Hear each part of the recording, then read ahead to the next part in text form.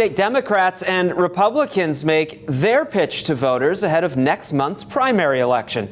That's when you get to decide on 2 amendments to the state constitution. News 9's Nick Robinson is live in Wausau with what leaders want you to know before you hit the polls. Hey, Nick. Early voting is early voting's already underway as Election Day is 2 weeks away here in Wausau, and both parties are working hard to win over enough votes to make sure these proposed amendments either succeed or fail. 2 proposed amendments that deal with the power of the legislature and the governor are being put in front of Wisconsin voters. The first question asked whether or not the legislature should be able to delegate its power to approve how funds are spent. And the second asks whether or not the governor can approve the use of federal money without speaking to the legislature. State Democrats held a press conference at Wausau City Hall Tuesday in opposition to both.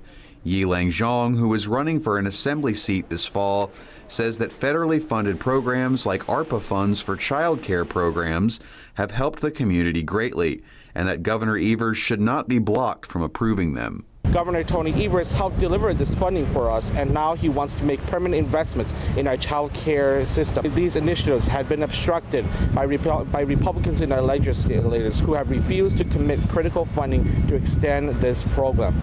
He went on to say that Republicans have been slow to release funds in the past and that the amendments would only make the problem worse. But Republicans want voters to approve the amendments.